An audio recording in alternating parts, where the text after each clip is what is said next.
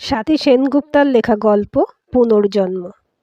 মধ্যরাতের কলকাতা শহরের এক বিখ্যাত পানশালা, তীব্র শব্দে যেখানে বেজে চলেছে গান, যদিও সেটাকে গান বলা যায় না। সেখানে উপস্থিত কোনো শ্রোতাই তাদের নিজের নিয়ন্ত্রণে নেই। কোনো এক অজানা শক্তি তাদের উপরে ভর করে আছে। কিছু ছেলে মেয়ে উন্মাদ হয়ে নেচে চলেছে। নামি দামি কোম্পানির পোশাক পরিহিত ছেলেমেয়েরা একে অন্যের গায়ে ঢলে পড়ছে মিউজিকের তালে তালে। বার কাউন্টারে দাঁড়িয়ে থাকা প্রবাল অনেকক্ষণ ধরেই লক্ষ্য করছিল এক কোণে একা বসে থাকা মেয়েটাকে। কেউ নেই ওর সাথে। সাধারণত এরকম দেখা যায় না। ছেলেরা অনেকেই আসে একা, আর ফেরার সময় সাথে নিয়ে যায় তার এক রাতের সঙ্গিনীকে। কিন্তু প্রায় আধ ঘন্টা হয়ে গেছে, মেয়েটা হাতে খালি গ্লাসটা ধরেই বসে আছে। পানশালার রং বেরঙের আলোর মধ্যে বোঝা যাচ্ছিল ওর মুখটা। যত্ন করে নিজেকে সাজিয়েছে। গাঢ় রঙের লিপস্টিকে রাঙানো ঠোঁটটা দেখে যে কোনো ছেলেই তার রস নিংড়ে নিতে চাইবে নিজের ঠোঁট দিয়ে। মেয়েটাকে দেখতে দেখতে প্রবল অনুভব করতে পারে তার শরীরের একটা অংশের আন্দোলন। নিজেকে নিয়ন্ত্রণ করে ধীরে ধীরে এগিয়ে যায় মেয়েটার দিকে। আলাপ করে, হাই। ওহো, হাই। আমি প্রবাল। আপনি? আমি Mitra. May I buy a drink for you? Yeah, I don't mind. I need it actually. Thanks. No, it's my pleasure. You know, you are so beautiful, and I would love to do everything for this beautiful lady. Oh, thanks for the compliment. বার কাউন্টারে নিজের আর মিত্রার জন্য ড্রিঙ্কসের order করে এসে মিত্রার গা ঘেঁষে বসে সোফাটার উপরে। মিত্রা সরে বসার হালকা চেষ্টা করলেও দূরত্বটা বাড়ে না। So you came alone? আপনাকে দেখে তো বাঙালি মনে হচ্ছে। আমিও বাঙালি। তাহলে তো মাতৃভাষায় কথা বলা যাবে স্বচ্ছন্দে। আপনার নামটা যেন কি বললেন? প্রবাল। প্রবাল ব্যানার্জি। আপনিও ব্রাহ্মণ? মানে? আপনিও নাকি? হ্যাঁ, মিত্রা চ্যাটার্জি। বাহ, এটা কিন্তু দারুণ হলো। বলুন, এই এত লোকের মাঝে আপনার সাথেই আমার আলাপ হলো, খুশি হয়ে বলে প্রবাল। হ্যাঁ, এরকম কাকতালীয় ঘটনা ঘটে যায় মাঝে মধ্যে। আপনি কি করেন? সেরকম কিছু না, নিজের একটা ছোট ব্যবসা আছে। এই যে আমার কার্ড। না, কার্ড নিয়ে কি করব? কোনো একটা রাতের ঘটনা আমি পরের দিন মনে রাখি না, আর তাই আপনার কার্ডের আমার কোনো প্রয়োজন নেই। আশ্চর্য হয়ে যায় কলকাতার বিখ্যাত ভ্রমণ সংস্থার মালিক প্রবাল ব্যানার্জি। আজ পর্যন্ত কেউ তার ভিজিটিং কার্ড ফিরিয়ে দিয়েছে বলে মনে পড়ে না। মুখে বলে, কি করে জানলেন আমাদের পরিচয়টা এক রাতেই শেষ হয়ে যাবে? ভবিষ্যতের কথা কেউ বলতে পারে? অন্য কারোর কথা তো বলতে পারবো না। আমি আমার কথা বললাম। আমি জানি আজকে রাতের পর আমার আর আপনার আর কোনো দিন দেখা বা কথা হবে না। দ্যাটস ইন্টারেস্টিং, প্রবাল বলে। মিষ্টি করে হাসে মিত্রা। ওয়েটার এসে ওদের ড্রিঙ্কস আর সাথে কিছু স্ন্যাক্স দিয়ে যায়। নিজের গ্লাসটা হাতে নিয়ে অন্যটা মিত্রার দিকে এগিয়ে দিয়ে প্রবাল বলে, চলুন তাহলে বটম আপস করে সেলিব্রেট করি। বলুন উল্লাস। প্রবালের গ্লাসে নিজের গ্লাসটা আলতো করে ঠেকিয়ে সম্মতি জানায় মিত্রা। ঘড়ির কাঁটার সাথে ওয়েটারও ওদের টেবিলে এসে বার পাঁচেক ঘুরে যায়। পঞ্চম পেগটা গলায় ঢেলে প্রবাল ওর ডান হাতটা মিত্রার খোলা হাঁটুর উপর রেখে বলে, চলো এবারে বেরোনো যাক। এখানে সময় নষ্ট করে আর কী লাভ?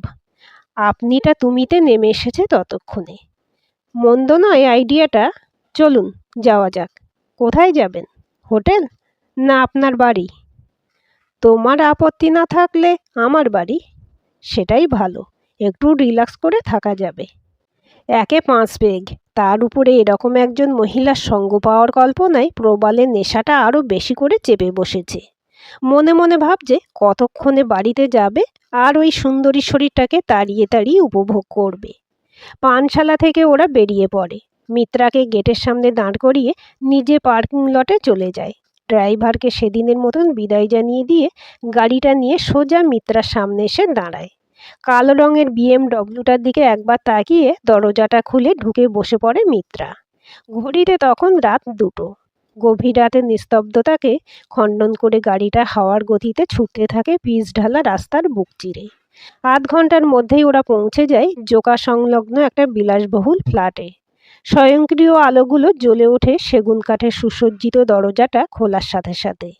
ভেতরে ঢুকে দরজাটা বন্ধ করে দিয়ে মিত্রাকে পেছন থেকে জড়িয়ে ধরে প্রবাল। কাঁধের কাছ থেকে চুলগুলো সরিয়ে নিজের মুখ ঘষতে থাকে। মিত্রার শরীর থেকে আসা ঘাম আর উগ্র পারফিউম মেশানো গন্ধটা ওকে আরও পাগল করে তোলে। মিত্রা চোখ বন্ধ করে উপভোগ করতে থাকে প্রবালের ছোঁয়া। প্রবালের হাতটা এবার মিত্রার জামার পেছনের চেনটা এক ঝটকায় নামিয়ে দেয় নিচে। কোমল নরম পিঠটা উন্মুক্ত হয়ে পড়ে। অভ্যস্ত হাতে কালো অন্তর্বাসের হুকটাও খুলে দেয় প্রবাল। তারপর আর দেরি না করে মিত্রাকে কোলে তুলে নিয়ে সোজা বেডরুমে চলে যায়। মিত্রা কোনো বাধা দেয় না। ওকে বিছানায় শুইয়ে দিয়ে তীব্র গতিতে নিজের পোশাক খুলে ফেলেই ঝাঁপিয়ে পড়ে ওর শরীরের উপর। ঘণ্টাখানেক পরে প্রবাল ক্লান্ত হয়ে মিত্রার বুকের উপর এলিয়ে পড়ে। মিত্রা ওর শরীরটাকে যত্ন করে পাশে শুয়ে দিয়ে ওর মাথার নিচে ভালো করে বালিশকে দিয়ে নিজে উঠে যায়। বেডরুম লাগোয়া বিশাল বাথরুমে ঢুকে নিজের শরীরটাকে বাথটাবের উষ্ণ গরম জলের মধ্যে ডুবিয়ে দেয়। নিজেকে আজ ভীষণ তৃপ্ত বলে মনে হচ্ছে ওর, অনেক দিন পরে। কলকাতার ১ নম্বর মেটার্নিটি হাসপাতালে বিখ্যাত গাইনোকোলজিস্ট ডক্টর চ্যাটার্জি ভীষণ ব্যস্ত আজ। আজকে তিনি তার জীবনের ভীষণ গুরুত্বপূর্ণ একটা অপারেশন নিজের হাতে করবেন। নিজের টিমের মধ্যে থেকে সুদক্ষ ৪ জনকে বেছে নিয়েছেন তিনি। প্রতিটা মুহূর্ত তার জন্য গুরুত্বপূর্ণ। অনেক দিনের চেষ্টার পরে এই সার্থকতার মুখ তিনি দেখতে পেয়েছেন। আর কিছুক্ষণ পরেই উনি ঢুকবেন অপারেশন থিয়েটারে। ওরা সব কিছু গুছিয়ে রেখেছে, শুধু নিজের ছেলের জন্য অপেক্ষা করছেন তিনি। ওকে সাথে নিয়েই ঢুকবেন অপারেশন করতে। ছেলের ইচ্ছে সে তার এই সন্তানের জন্মের ভিডিও করবে, যার জন্য দীর্ঘ ৩ বছর ধরে ওরা সবাই অপেক্ষা করেছে। তার আসার প্রতিটা মুহূর্ত সে ক্যামেরায় বন্দি করতে চায়। কিছুক্ষণ পরেই অনিরুদ্ধ চলে আসে হাসপাতালে। ছেলেকে জামা কাপড় ছাড়িয়ে হাসপাতালের পোশাক পরিয়ে নিয়ে অপারেশন থিয়েটারে ঢোকেন ডক্টর চ্যাটার্জি। ওরা তৈরিই ছিল। লোকাল অ্যানাস্থেসিয়া পুশ করা হয়ে গেছে মিনিট ৫ আগেই। ওটিতে স্বামী আর শ্বশুরকে ঢুকতে দেখে নিশ্চিন্ত হয় মিত্রা। হাত বাড়িয়ে স্বামীর হাতটা চেপে ধরে সে। পরম মমতায় মিত্রার কপালে চুমু খেয়ে অনিরুদ্ধ বলে, ভয় নেই, আমরা জিতবই। এবার সব ঠিক হয়ে যাবে, দেখো। আমাদের এই সন্তানকে আমরা কখনোই বুঝতেও দেব না ওর জন্মের আসল কারণ। ও আমাদের কাছে একই আদরে বড় হবে মিত্রা। আর সেই জন্যই আমি এই ভিডিও করব, যাতে ও কখনোই নিজেকে বঞ্চিত মনে না করে। কখনোই যেন ওর মনে না হয় আমাদের প্রয়োজনের কারণে ওকে আমরা এই পৃথিবীতে এনেছিলাম। ডক্টর চ্যাটার্জি এসে ছেলের পিঠে হাত বুলিয়ে মিত্রাকে বলেন, অনি একদম ঠিক বলেছে মা, সব ভালো হবে। শুরু হয় অপারেশন। ঘণ্টাখানেক পরে জন্ম হয় এক নতুন প্রাণের। নিজের টিমকে পরবর্তী কাজের দায়িত্ব দিয়ে সদ্যজাতকে নিয়ে ডক্টর চ্যাটার্জি চলে যান অন্য অপারেশন থিয়েটারে। সেখানে উপস্থিত সকলেই প্রস্তুত আরও একটি বড় পরীক্ষার জন্য। আরও ঘণ্টা ৩ পরে তিনি ফিরে আসেন নিজের কেবিনে। অনিরুদ্ধ অপেক্ষা করছিল তার বাবার জন্য অস্থির হয়ে। ইটস সাকসেসফুল, আমরা সফল হয়েছি অনি। মিত্রা পেরেছে। একজন মায়ের শক্তি অনেক। এই ঘটনা নজির সৃষ্টি করবে চিকিৎসা জগতে। অনিরুদ্ধ বাবাকে জড়িয়ে ধরে কেঁদে ফেলে আনন্দে। ছেলেকে সামলে তিনি তাকে মিত্রার কাছে পাঠিয়ে দেন। তুই ওর কাছে যাওয়ানি, ওকে বলে দে ওর সাহসের সামনে সব দুর্যোগ মাথা নত করেছে। সেদিন ভীষণ বৃষ্টি পড়ছিল। প্রবাল নিজের অভ্যেস মতোই পানশালা থেকে বেরিয়েছে সাথে একজনকে নিয়ে। গাড়িটা ভালো গতিতেই এগিয়ে চলেছিল ওর জোগাড় বিলাসবহুল ফ্ল্যাটের দিকে। একটা ক্রসিংয়ে হঠাৎই একটা লরি ওদের লেনে চলে আসে। কোনো রকমের লরিটাকে পাশ কাটিয়ে নিলেও সামনের লাইট পোস্টটা থেকে বাঁচাতে পারে না গাড়িটা। সজোরে গিয়ে ধাক্কা মারে গাড়িটা পোস্টে। রাতে টহলদারি করা পুলিশের গাড়ি ওদের দুজনকে পৌঁছে দেয় হাসপাতালে। প্রাথমিক চিকিৎসার পরে মেয়েটাকে ছেড়ে দেওয়া গেলেও প্রবালের মাথায় প্রবল চোট লেগেছিল। তাকে নিয়ে যেতে হয় অপারেশনের জন্য। প্রবাল ব্যানার্জি একজন নামকরা বিজনেসম্যান, স্বভাবতই তাকে সবাই চেনে। অপারেশনের আগে টেস্ট রিপোর্টগুলো হাতে পেয়ে একজন জুনিয়র ডক্টরের মুখে হাসি ফুটে ওঠে। সে ফোন করে তার সিনিয়র ডক্টর শুভেন্দু সেনকে সাথে সাথে। প্রায় ১.৫ দিন পরে প্রবালের জ্ঞান ফেরে। সে খবর জানতে পেরে ডক্টর সেন পৌঁছে যান নিজে সেখানে প্রবালের সাথে কথা বলতে। তিনি জানান প্রবালের টিস্যু ম্যাচ করেছে একটা ছোট্ট শিশুর সাথে। সে যদি রাজি হয় তাহলে শিশুটিকে বাঁচানো যাবে নিশ্চিত মৃত্যুর হাত থেকে। কিন্তু প্রবাল অস্বীকার করে সহযোগিতা করতে। পুরনো কথাগুলো ভাবতে ভাবতে চেয়ারের উপরে নিজের ক্লান্ত শরীরটাকে এলিয়ে দিয়ে চোখটা বন্ধ করেন ডক্টর চ্যাটার্জি। মনে মনে ধন্যবাদ জানান তার বন্ধু পেডিয়াট্রিক অঙ্কোলজিস্ট ডক্টর শুভেন্দু সেনকে।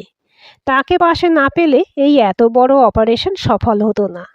অনিরুদ্ধ আর মিত্রার বিয়ে হয় বছর 5 আগে। বিয়ের পরে ওদের প্রথম সন্তান রিনি জন্ম নেয় লিউকোমিয়া নিয়ে। পরীক্ষা করে দেখা যায় নিয়মিত ব্লাড ট্রান্সপ্লান্ট করেও তার আয়ু বছর 6-7-এর বেশি হবে না। সম্পূর্ণ ভেঙে পড়ে ওরা সবাই। বিভিন্ন ডক্টরের সাথে চলতে থাকে আলাপ আলোচনা। শেষে ডক্টর শুভেন্দু সেন পরামর্শ দেন বোন ম্যারো ট্রান্সপ্লান্টেশনের। কিন্তু মিত্রা আর অনিরুদ্ধকে পরীক্ষা করে দেখা যায় ওদের টিস্যুর সাথে ওদের সন্তানের টিস্যু মিলছে না। প্রয়োজন হয়ে পড়ে ডোনারের। ওরা খুঁজতে থাকে এমন কাউকে যার ব্লাড গ্রুপ আর টিস্যুর এই সেলে রিনির সাথে মিলে যায়। কিন্তু বহু খুঁজেও পাওয়া যায় না কাউকে। প্রায় বছরখানেক পরে পাওয়া যায় প্রবালকে, সেই অ্যাক্সিডেন্টের সময়, যার সাথে রিনির ব্লাড গ্রুপ আর টিস্যু মিলে যায়। ডক্টর চ্যাটার্জি, ডক্টর সেন, অনিরুদ্ধ সবাই মিলে বারবার তাকে অনুরোধ জানায় ছোট্ট রিনির জন্য। কিন্তু কারোর কোনো অনুরোধেই প্রবালকে তার সিদ্ধান্ত থেকে টলাতে পারে না। ডক্টর শুভেন্দু জানান, যদি কোনোভাবে প্রবালের স্পার্ম থেকে মিত্রার পেটে সন্তান আসে, তাহলে সেই সন্তানের টিস্যুর সাথে রিনির টিস্যুর এই সেলে মিলে যাওয়ার সম্ভাবনা অনেক বেশি। কিন্তু সেটা কিভাবে সম্ভব? শুরু হয় অনুসন্ধান পর্ব। প্রবালের সম্পর্কে খোঁজখবর নিয়ে অনিরুদ্ধ জানতে পারে তার মহিলার প্রতি আসক্তির কথা। নিজের সন্তানকে বাঁচানোর জন্য একজন মা যে কোনো পরিস্থিতির সম্মুখীন হতে পারে সেটা মিত্রা প্রমাণ করে দেয়। শুরু হয় তার এক নতুন অভিযান। প্রবাল যে পানশালায় যায় সেখানে যাওয়া শুরু করে মিত্রা। প্রথম 1 মাস সে ভিড়ের মধ্যে মিশে থেকে প্রবালকে শুধু লক্ষ্য করে যায়। ওর পছন্দ, ওর মেয়েদের সাথে আলাপ করার ধরন, সব কিছু। বিছানার উপরে ঝিমিয়ে পড়ে থাকা নিজের সন্তানের মুখটা দেখে নিজেকে তৈরি করে নেয় এমন এক কাজের জন্য যেখানে তার শরীর এবং মন দুটোকেই সহযোগিতা করতে হবে, না হলে যে উদ্দেশ্য সফল হবে না। তারপর আসে সেই রাত। প্রবালকে উত্তেজিত করে তুলে নিজের শরীরে নিয়ে ফেরে ওর স্পার্ম, যার কাউন্টার যথেষ্ট ছিল ওর শরীরে একটা নতুন প্রাণ এনে দেওয়ার জন্য, যে হবে রিনির পুনর্জন্মের বিধাতা। 1 বছর পরে রিনি আর পাপাই বাইরের লনে বসে খেলছে। দিদির ভীষণ ন্যাওটা হয়েছে পাপাইটা। রিনি এখন সম্পূর্ণ সুস্থ, শুধু কিছু নিয়মিত ওষুধ দিতে হয় ওর শরীরের অন্যান্য সংক্রমণ প্রতিরোধ শক্তি বাড়ানোর জন্য। বারান্দার চেয়ারে বসে চা খেতে খেতে ওদের দেখে 3 জনের মুখ খুশিতে ঝলমল করছে। আজকের গল্পটি কেমন লাগলো কমেন্ট করে জানাবেন। ভালো লাগলে লাইক, হাইপ, শেয়ার করবেন। আর চ্যানেলটি সাবস্ক্রাইব করে বেল আইকনটি ক্লিক করে রাখতে ভুলবেন না।